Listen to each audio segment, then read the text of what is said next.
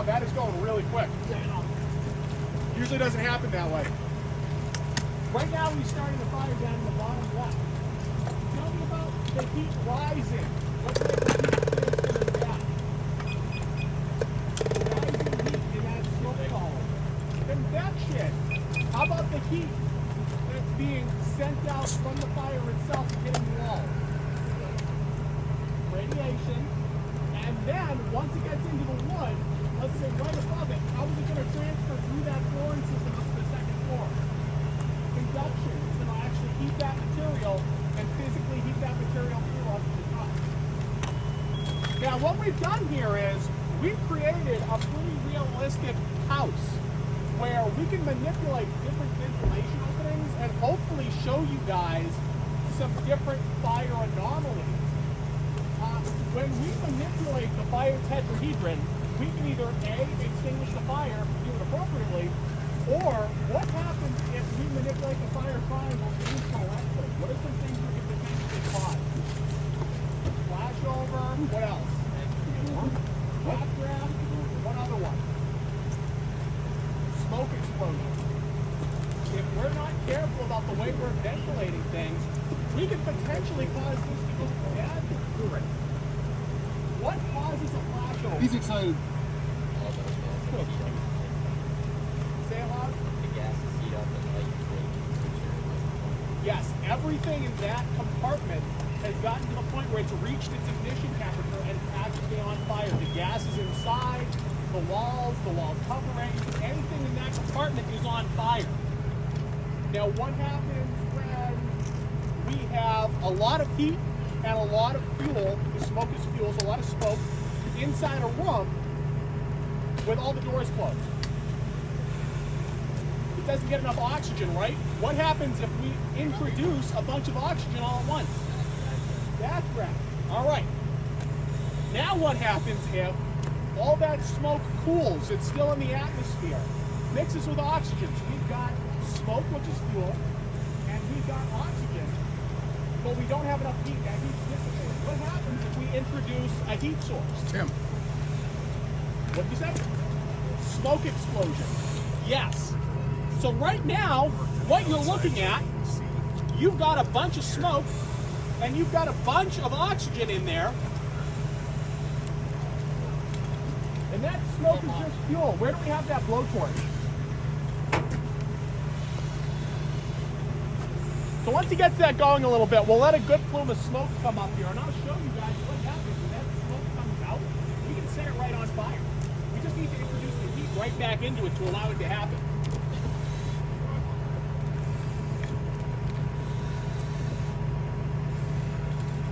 As that starts building up, you guys are going to start to see the flames roll over underneath that sill.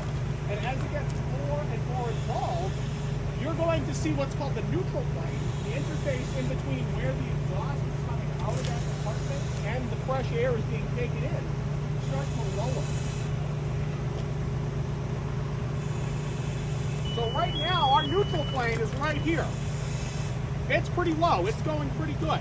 Let's see what happens if we close that completely. Oh, gotta give it a second.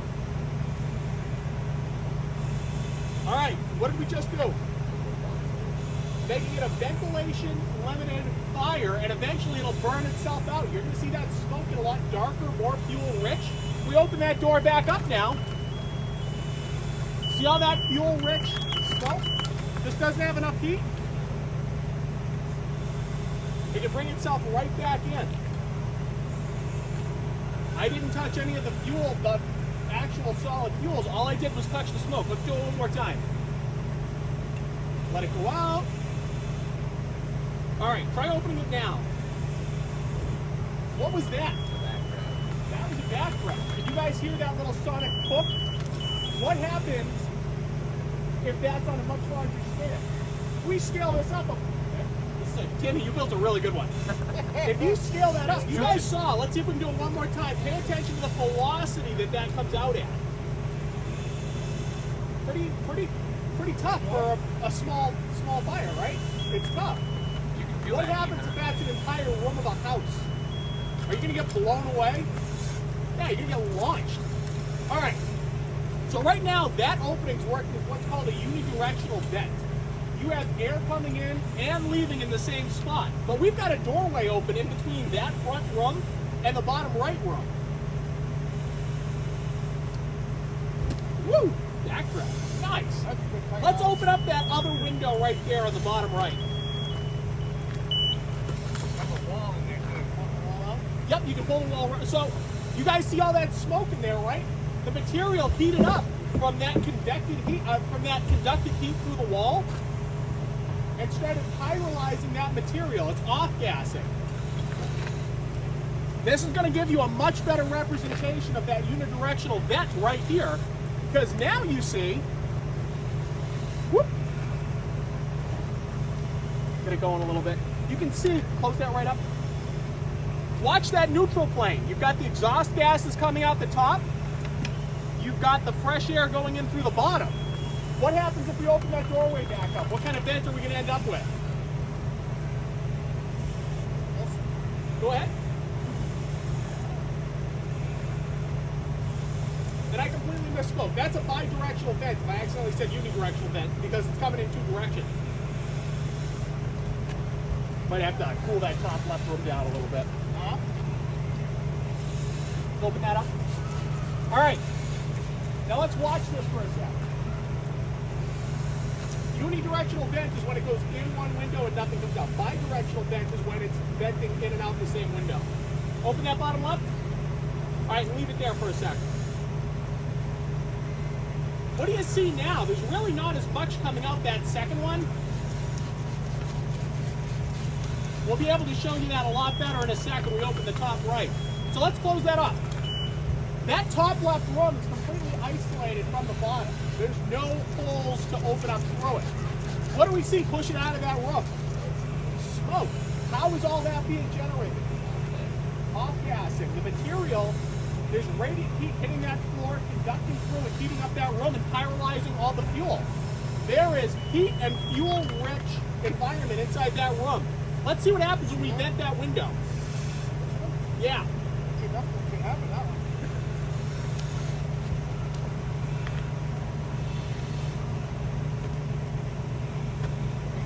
Swelled up a little bit.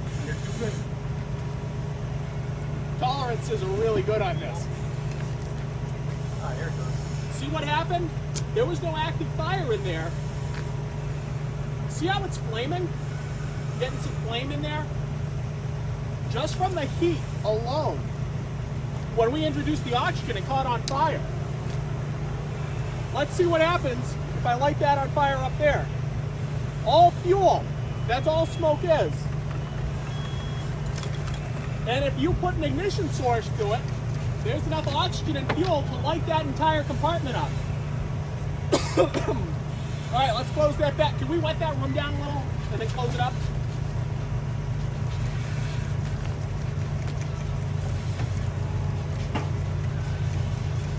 Pretty hot in there. Now let's close up the entire bottom of the house. Let's close up the entire house. So right now what we're going to do is close it all up and remove the vent opening. What's that going to do to the inside of that house? Yeah, it's going to suffocate the fire. It's going to be starving for oxygen. All right. If, let's say, there's an open stairwell going to that top right window, that bedroom up there. You show up to a house like this. You see smoke pushing out of the second floor, even though the scene of the fire is on Division 1. What happens? Backdraft.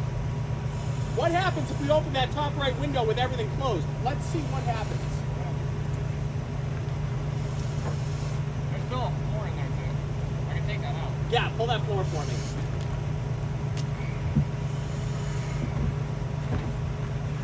So we opened a window that was out of the way. What do you guys notice about that smoke right there?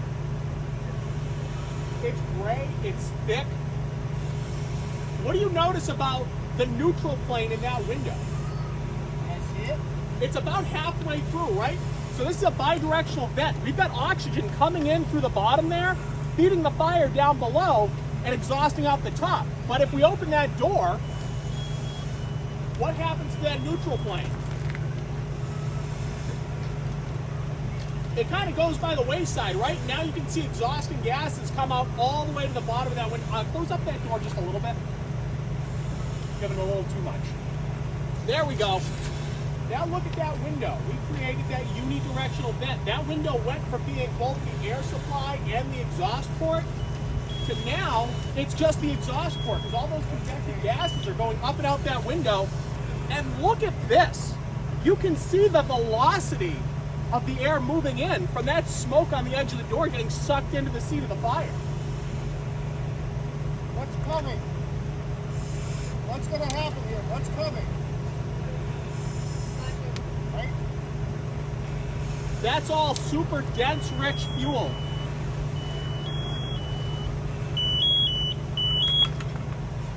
All it needed was a little heat. It lost its heat as it convected up through the house. All right, let's close that back up.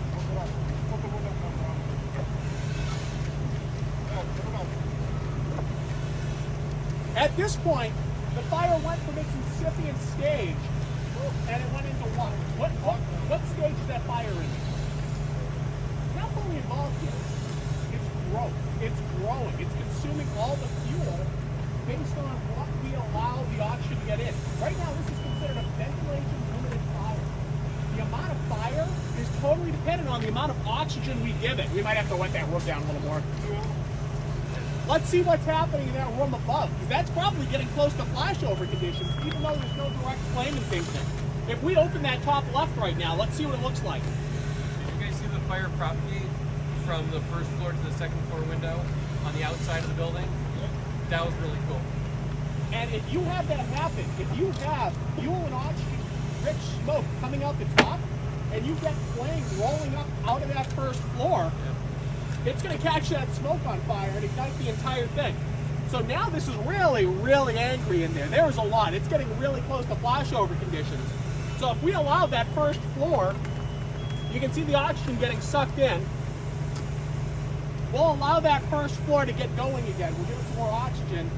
And that'll eventually heat up to the point where even though there's no flame propagation through the second floor, the heat by itself is going to pyrolyze enough material and heat that fuel up enough to actually ignite it.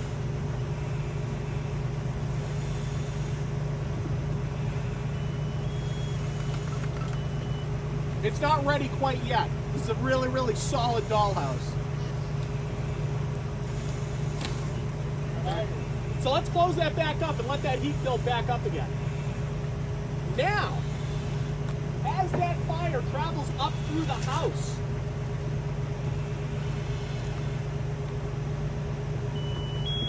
we're going to open that top right window again and get what type of vent going. Air into the bottom through the front door, air out through the second floor window. What type of vent is that? Unidirectional. It's going in one direction. We've created a flow path of oxygen and heat through the house. So if we crack that door, awesome. So right now, that roof is in really good shape. I don't think the fire's up into the attic space yet. I don't think so. No. This is a solid house. This is built very similarly to the houses of today. It's platform construction where there's a solid floor in between the first and the second floor and then the third floor of the attic. If this was a balloon frame construction house, there'd be open chases all the way to the attic. So let's open up the attic and pretend this is a balloon frame house. And you'll see how quickly it can get up into that attic space. Don't open the roof yet. Just the attic. So we just opened a hole in between the second floor and the attic. And we're going to let that smoke and everything start propagating its way up. Now, what do you see about where the smoke's coming from? Yeah, it's coming from the eaves of the attic. And this is very common in a structure fire. If things start getting up into the attic, you're going to see it rolling out of the soffits and the ridge vent and anywhere it possibly can. And it's going to start becoming very charged and very dense because now it's open to the open air. You're not going to see the same unidirectional vent just stopping at that second floor window. You're going to see it go all the way up. Look what happened.